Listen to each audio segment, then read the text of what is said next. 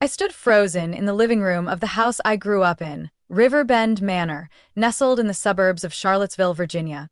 The room still carried that old oak scent, faintly mixed with lavender from the fresh flower arrangements my mother used to replace every week. But this time, there was no peace. On the antique French coffee table lay a thick stack of documents, legal papers spread out across its surface. My father, Ronald Whitaker, was signing the last page, pen in hand, while my mother, Diane, smiled with smug satisfaction. My younger brother, Ethan, stood beside them, pride written all over his face. Well, that's it. As of today, Riverbend officially belongs to Ethan, my father declared, his voice firm like he was handing down a sentence. It's time to pass it on to the next generation. Those words hit me like a slap across the face. No one asked my opinion, no warning. They planned to hand over the entire family estate, a house with over 120 years of history, where 5 generations of Whitakers had lived, to my brother. And me? What was I to them? Congratulations, darling. My mother turned to Ethan, clasping his hands like he'd just won Olympic gold. You deserve it. I tried to stay composed, but my heart pounded like war drums. They had no idea. They didn't know that 14 years ago, just after my grandfather Malcolm Whitaker passed away, he had quietly established a separate trust, the Whitaker Heritage Trust, and under its terms, Isabella Marie Whitaker was the sole legal trustee, effective the day I turned 25. They never knew, and I never told them, because of my grandfather's instructions, because I wanted to do things the right way at the right time. But today they were signing a meaningless deed. Because Riverbend hadn't legally belonged to them in years. I took a deep breath and stepped forward into the room. Does anyone want to explain what's going on here? I said, locking eyes with my father. Bella. My mother turned, her smile faltering slightly. You're here. If I'd known, I would have made your favorite roast. I wasn't here for food. I was here for something far more important. The truth. My father glanced up from the documents, eyes narrowing slightly. Is there something you want, sweetheart? This is a family matter, and frankly, not something you need to be involved in. I almost laughed. Not something I should be involved in? The home I had spent nearly my entire young adult life quietly preserving, the roof I paid to fix, the basement I waterproofed, the property taxes I covered for 6 straight years, without a word? Ethan smirked and laid a hand on our father's shoulder like claiming territory. Riverbend needs a man to run it, someone who understands the family legacy and knows how to protect it. Bella, you live in New York, in a tiny apartment. This place isn't exactly your scene. I stared at him, through his expensive blazer and smug confidence. I used to think Ethan and I were close, allies even, but now it was clear I was just a shadow. Not my scene, I said softly, but sharp enough to slice through his ego. You sure about that, Ethan? No one knew I had met with my grandfather's lawyer, Frederick Langston, just 3 days before my 25th birthday. No one knew I had signed the papers accepting full authority as trustee, managing Riverbend quietly, shielding it from debts my parents had kept hidden from the community. I didn't say anything in that moment, not because I was scared, but because I knew the game had just begun. I remember that fall day vividly, the year I turned 25, while the rest of my family was enjoying a coastal vacation at Hilton Head Resort. I sat quietly in Frederick Langston's old wood-paneled office. He had been my grandfather's closest friend and the only living person who knew the truth about Riverbend. From now on, he said, sliding a dark brown leather folder across the desk, you're the only one with legal authority over Riverbend Manor. Malcolm's trust has been activated. My hands trembled as I signed. Not out of fear, but because I understood the weight of the responsibility, a message passed down beyond death. I was a newly graduated art history student from NYU, living in a rented apartment near the Brooklyn Museum. No one in my family thought I was fit to carry on a legacy. But my grandfather saw what they didn't. my love for Riverbend. Every cracked wall, every creaky wooden floorboard that came alive in the rain. They thought the house still belonged to them, but for the past 9 years, I was the one keeping it from collapsing, literally and figuratively. In 2017, a nor'easter storm tore off part of Riverbend's west roof. While my parents were attending a wedding in Napa Valley, I flew home, hired workers, and had handcrafted tiles ordered from a small Asheville shop. It cost me nearly $32,000. Not a single thank you. In 2019, the plumbing collapsed. The basement was flooded with sewage for 3 days. Ethan was posting ski photos from Vail, and I was down there in rubber boots, flashlight in hand, calling emergency repair crews and writing a check for $12,800 from my personal account. And in 2021, when property taxes spiked after county revaluation, I shelled out almost $18,000 to keep Riverbend off the tax lien list. All from my salary as a museum curator. Not a lawyer, not a CEO, not an investor. Just a woman who chose memories and meaning over status and profit. Meanwhile, my father, Ronald, boasted about his Swiss watch collection at golf club events. My mother hosted cocktail parties every Saturday, pouring imported wine and hiring violinists for ambiance. And Ethan? He got a Tesla Model S for landing a job at the law office, then upgraded to a Porsche like switching shoes. They lived as if Riverbend was a timeless castle, as long as someone else pulled the strings behind the curtain. It was me who quietly paid Mrs. Winter's salary, the housekeeper older than the dishwasher in the kitchen. She once whispered to me, "If it weren't for you, child, this place would have gone to the bank 5 years ago." I never told anyone that. I thought maybe one day they'd see it. But they didn't. The breaking point came last year, 2023.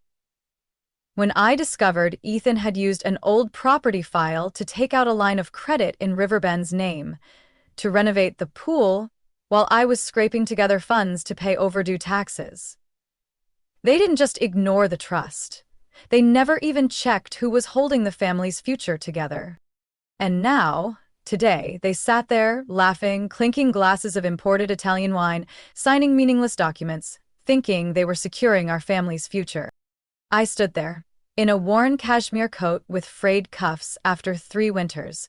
But I didn't feel cold anymore. It kept my grandfather's promise, staying silent when it mattered. But this time, I realized, silence wasn't loyalty, it was complicity. I knew it was time to act, and soon they'd discover a truth no one ever saw coming. I left Riverbend that night with a polite smile plastered on my face. They thought I was too stunned to speak, but really, I was calculating. That night, I didn't sleep. Instead of curling up in betrayal, I sat at my tiny kitchen table in Brooklyn, reopened every document tied to the Whitaker Heritage Trust, every copy, every note, every receipt I'd paid over nearly a decade, carefully stored in the wooden box Grandpa left for me, locked and etched with his handwriting, Bella M. Whitaker, for when the time comes. It's time. The next morning, I called the only person with the authority and experience to handle this, attorney Eleanor Hartley, the one who took over after Mr. Langston retired. She was a sharp, composed Black woman in her 60s, and she had won some of the most complex estate battles on the East Coast. "Bella, I've been waiting 4 years for this call," she said, her voice layered with meaning. "I can't stay silent anymore," I replied. "They just tried to transfer Riverbend to Ethan." A pause. "We won't let that happen." 3 hours later, I was sitting in Eleanor's glass-walled office on the 18th floor of the Charleston Financial Plaza. On the table was the original trust file, kept securely by her, with the signature of Mr. Malcolm Whitaker and the official Virginia State Notary seal. "Your parents have no legal authority to transfer Riverbend," she said. "Since 2014, the property has been in an irrevocable trust with you as the sole trustee, which means," Eleanor looked up at me, "only you have the legal right to decide the future of this estate." I took a deep breath, knowing this was one thing. Hearing it confirmed by one of the top attorneys made it feel more real than ever. I want to handle this without blowing everything up, I said. I want control. They'll learn the truth, but on my terms. Eleanor nodded, then slid a sealed envelope marked confidential toward me. Inside were copies of the legal documents for the trust, along with financial reports confirming all the contributions I had made from both the trust and my personal account to preserve Riverbend over the past 9 years. You'll need to hand these to their attorney, she said. Start with someone who can understand the situation before it spirals out of control. I knew exactly who to go to. Lucas Branford, the lawyer who had represented my father's firm for over 15 years. A man in his early 40s, well-versed in estate law, but most importantly, rational enough to recognize a disaster before it became a scandal. I sent him an email requesting a meeting with the subject line "Urgent information regarding ownership of Riverbend Manor." Just 17 minutes later, he replied, 9 o'clock tomorrow morning. Office, 12th floor. Special case, clearing my schedule. I knew I had hit the right nerve. The next morning, I stepped into the marble lobby of the building, dressed in a deep charcoal suit, hair pinned up, carrying a black leather briefcase. I was no longer the free-spirited art girl in my father's eyes. Today, I held the keys to the entire family legacy. Lucas greeted me with a quick handshake, his eyes already cautious. I've heard. Riverbend is being prepared for transfer, I began. That's correct, he said slowly.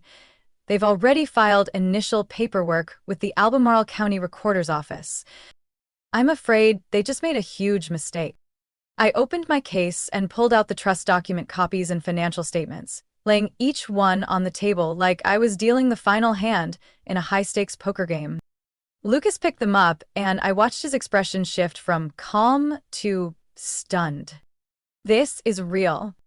Very real. And notarized. Riverbend has not legally belonged to my parents since 2014. Any paperwork they're signing now is invalid. Lucas sat in silence before finally asking, They don't know? I shook my head. And they're going to find out. In a meeting, with you, me, and attorney Eleanor Hartley present. I don't want to sue, but I'm not going to let them take what was never theirs. Lucas let out a long breath and nodded slowly. I'll arrange it. But Bella, yeah, after that day, your family will never be the same. I gave a half smile. It never really was. The meeting was scheduled in the grand drawing room of Riverbend Manor, the same place that once hosted our family's Christmas dinners and Thanksgiving feasts. Now, it was where truths no one wanted to hear, especially from me, would come to light. I arrived early. Eleanor Hartley walked in beside me, as calm as ever, carrying the original trust documents, notarized papers, financial statements, and a handwritten letter from my grandfather that had been included with the trust as a final explanation for those who needed to understand. I glanced around the familiar room, the Turkish hand-woven rug still in place, the antique clock ticking softly, family oil portraits hanging along the walls. Only this time, I sat in the center seat, not tucked away in a corner. 9:02 a.m. My father, Ronald, walked in first, wearing a deep brown suit and a moss-green silk tie, his eyes filled with irritation. My mother, Diane, followed, clutching a folder, polished as ever, though her smile had already faded before she even sat down. Ethan, the little brother who thought he was in full control, strolled in last, still holding his Starbucks cup like this was just another casual weekday meeting. Ethan kicked off the meeting. So what are we doing here? My father asked, flatly. I think she wants to clarify a few things before we finalize the sale agreement, Ethan said with a smug laugh, like he was still holding the winning hand. I met their eyes and gave Eleanor a slight nod. She opened her case, pulled out the trust documents and laid them one by one across the walnut conference table. Each paper hitting the surface sounded like a gavel. These are the original legal documents from 2014, Eleanor began. They record that Mr. Malcolm Whitaker, father of Mr. Ronald Trust, transferred full legal ownership of Riverbend Manor into an irrevocable trust known as the Whitaker Heritage Trust. Silence fell over the room, and the person named as sole trustee from the age of 25 to the present is Ms. Isabella Marie Whitaker, or as you all call her, Bella. My mother dropped the pen in her hand. Ethan froze, his mouth slightly open but silent. My father broke the silence first. "That's impossible. I've never heard of this. I'm the direct heir." "And Mr. Malcolm chose a different path," Eleanor replied calmly. "His choice was legal, notarized, filed at Mr. Langston's law office, and maintained by me since his retirement." Ethan shot up from his seat, voice rising. "Is this a joke? Bella's been running this place all this time, while I'm the one who's actually been here, close to Mom and Dad, and I got left out?" I still hadn't said a word. I reached into my briefcase, pulled out a folder, and slid it across the table toward them. "This is the financial statement. Over the past 9 years, I've spent a total of $521,000 on repairs, maintenance, property taxes, staff salaries, and restoration costs for Riverbend. Alone, not a single penny from anyone in this family." My father took it, flipping through each page, his face draining of color with every figure. He realized every expense matched those times they believed things had miraculously fixed themselves.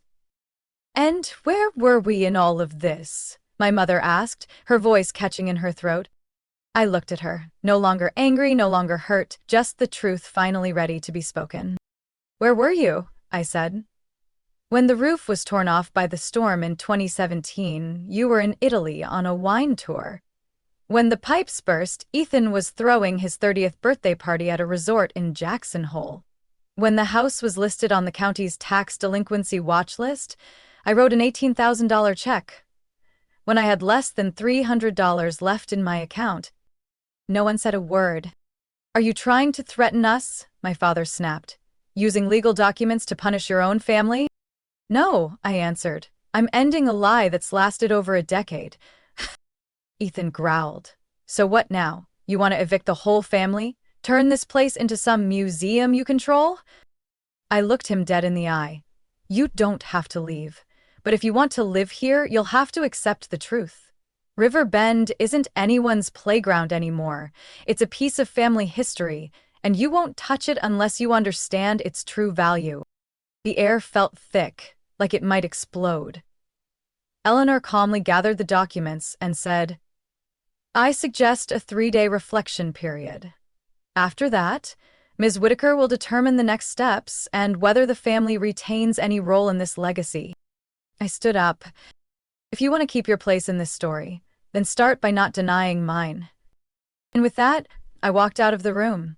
For the first time, not as the daughter standing behind the family, but as the one holding the fate of Riverbend. 3 days passed in absolute silence from my family. No calls, no texts, no emails. Only a lingering feeling in my chest, like a storm gathering wind before breaking. I wasn't expecting remorse or apologies, but I knew, whether out of anger or denial, they'd have to sit down with me if they wanted to hold on to any part of Riverbend. Then, on Wednesday morning at 10:17 a.m., I got a text from Ethan. "Can we meet at Riverbend tonight? Mom and Dad will be there too." I didn't reply. I simply emailed all 3 of them a copy of the proposal with a single note. "We're not talking about the past. Tonight, we're only discussing the future." 6 p.m., main dining room of Riverbend Manor. Dinner was not served.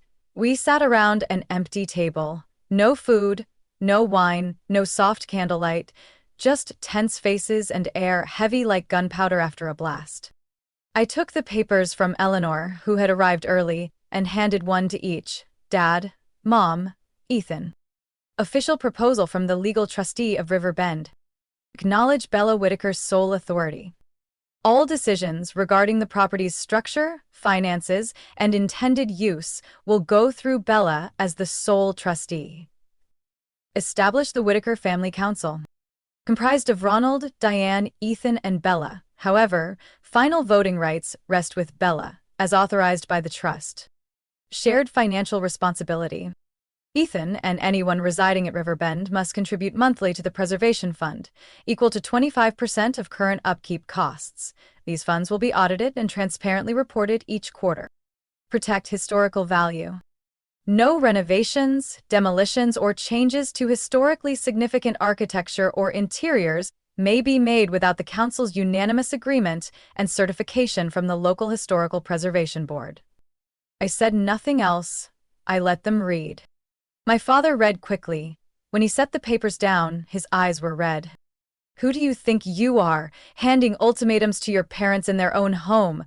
he hissed, like a string pulled too tight. "I'm not thinking anything," I replied calmly. "Grandpa thought, and he signed." Ethan shot up, slamming his hand on the table. "Split the costs? Do you even know how much this house costs every month?" "I do. I've been paying it for 9 years."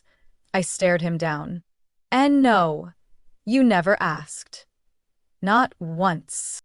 My mother gently placed her papers down, her hand clenching the tablecloth. "Bella, is this punishment?" "No, Mom. These are the terms for Riverbend to survive." No one spoke for a few minutes. Eleanor interjected at just the right time. "If the parties refuse the conditions, Ms. Whitaker is fully within her rights and has the financial means to convert Riverbend into a preservation trust open to the public and terminate all family residency rights." I saw Ethan's shoulders tense. But then, Ronald, the man who had never backed down, who once called me a dreamer with no use for studying art history, was the first to speak. "Ella," his voice had softened, almost tired. "If I told you we can't afford to keep Riverbend as it is, what would you do?" I froze. At last, the truth surfaced. "What do you mean?" I asked. He looked down, then pulled a white envelope from his inner jacket pocket, placing it on the table. I opened it. It was a bank debt summary. 2 mortgages, 3 credit loans, totaling nearly $280,000. After the pandemic, I haven't been making what I used to. Reputation doesn't pay for historic mansions. Your mother also sold her entire stake in the interior design firm to keep up. I turned to my mother. She didn't deny it. She only nodded quietly. "So," I whispered, "Riverbend has survived. Because of me. For over 9 years." Ethan stared at the floor. I took a long breath. "If you accept the 4 terms, I'll commit to keeping Riverbend a home for everyone. But this time, for those who protect it, not for those who just want to control it." My father closed his eyes, then nodded. "Agreed." My mother reached under the table and gently squeezed my hand, just like she used to when I was little. It took almost a full minute before he looked up, voice hoarse. "Okay, but give me a chance to make it right." I nodded. "We had weathered the storm. No one won, no one lost, but Riverbend, the legacy of an entire family, was saved. Not with shouting, but with a brave truth spoken at the right time." 3 weeks after that final negotiation, we sat together again. This time at attorney Eleanor Hartley's office on the 15th floor of a red brick building overlooking Franklin Park in downtown Charleston. Outside the glass windows, the trees were just beginning to turn. The colors of fall had begun to creep in, and inside, every word of that thick stack of documents was now reshaping the future of my entire family. "This agreement," Eleanor began, "is the result of something rare. A family choosing honesty over division. And for that, I congratulate each of you." No one smiled, but everyone nodded. In the eyes of my father, mother, Ethan, and me, there was a clear mix of relief and a hint of fear for what might come next. I read the terms aloud one final time before we signed. "The Whitaker Heritage Trust will remain intact, per the original terms set by Mr. Malcolm Whitaker. Bella Whitaker will continue as the sole trustee with full authority over the direction, preservation, and use of the Riverbend estate. Ethan Whitaker and his wife Julia are granted official residence in the East Wing. They must follow all preservation guidelines and may not alter or remove any historically significant architectural features or furnishing. The Whitaker Family Foundation will be established to transparently manage all maintenance costs, property taxes, and restoration efforts, with financial participation from all adult family members. Bella Whitaker is formally acknowledged for her personal contributions totaling $573,000 toward maintaining Riverbend since 2015. This contribution will be recorded in the family archives and noted in all related property records as proof of private preservation. My father signed first. His hand still trembled slightly as he put pen to paper, maybe not just from age. But this time, there was no resistance. Only a quiet admission. He had been wrong, and now he was making it right by choosing fairness. My mother signed next, and for the first time in years, she turned to me, squeezed my hand tightly, and whispered, "You did what no one in this family ever had the courage to do. Hold on to it. But don't let it be something you have to carry forever, Bella." I nodded. It was the first time she had called me by my name, without sarcasm, without strain. Just a mother, acknowledging the daughter she once believed was too fragile to hold on to anything lasting. Then it was Ethan's turn. He sat in silence longer than anyone. I suspected he was wrestling with himself one last time before surrendering the illusion of power our family had unknowingly handed him. But finally, Ethan signed. Then he looked up at me, not smiling, not apologizing, just said one sentence that nearly knocked the breath out of me. "Thank you for not burning it all down." I paused for a second, then gave a faint smile. "I just kept Grandpa's promise." 3 days later, a small ceremony was held at Riverbend attended by the mayor of Charleston, representatives from the local historical preservation board, and a few members of the press. On the granite steps leading to the main house, a new bronze plaque was mounted. It read, "Riverbend Manor, a 5-generation legacy, preserved by the quiet strength of a forgotten heir, Bella M. Whitaker." There was applause. Ethan stood next to Julia, hand in hand, looking more at peace than I'd ever seen him. My parents also attended, for the first time as guests at Riverbend, no longer its assumed owners. They didn't resist, perhaps because they finally understood. Power doesn't lie in titles, but in the responsibility carried when no one else was watching. That evening, I sat alone in the library, a room that had cost me over $80,000 to restore from mold and rot. But now every gold-trimmed panel and gleaming oak shelf stood as witnesses to the journey I had taken. I pulled from the drawer the old letter Grandpa had left me, his handwriting still sharp. "You are the only one in this generation who understands that legacy isn't something to inherit, it's something to protect." I looked out the window, where lights glowed from the east wing where Ethan and Julia were preparing to welcome their first child. A new generation was about to begin, in an old house, held up by truth, not assumptions. And for the first time in 10 years, I felt like Riverbend was truly home. One late October afternoon, sunlight streamed sideways through the stained glass windows of Riverbend's grand hall. I stood alone in front of the old piano, where my grandmother once sat singing soft jazz lullabies to me each winter night. 10 years ago, I had been the quiet daughter, always shrinking back from family gatherings, where Ethan was praised for closing some big deal, while I, despite receiving a Smithsonian Research Fellowship, only ever heard one question from Mom. "So, have you thought about getting married yet?" Now, I no longer needed to answer. The bronze plaque at Riverbend's gate spoke for me. The Whitaker Family Foundation, with me as chair of the board, was running like a well-oiled machine. Spending audited, monthly contributions auto-debited, and the West Wing roof restoration damaged during Hurricane Florence in 2018 was on track and on budget. Damaged in Ethan had started stopping by my office recently to ask for advice about architecture, financial plans, sometimes just about where we should put Grandma's old wicker chair. No more sarcasm, no more competition, just honesty. Something we had never shared in almost 30 years. Last week, my mother invited me to lunch, just the two of us, for the first time ever. She picked a small, organic salad place she once dismissed as too cheap for real estate investors. And there she looked at me for a long moment, then quietly said, "I'm sorry for not understanding you, for thinking you were weak, for believing only sons could preserve a legacy." I didn't answer right away. I just reached out and took her hand. Some apologies don't need to be unpacked, just spoken, and they can save a relationship once thought completely lost. I still remember the day Eleanor's grandpa's lawyer first handed me the trust documents. I was 21, living in New York, renting a small apartment with classmates, surviving on ramen noodles while saving for my PhD scholarship. I didn't sleep for 3 nights, partly from fear, a girl who felt invisible in her own family, now carrying an entire legacy, but mostly from emotion.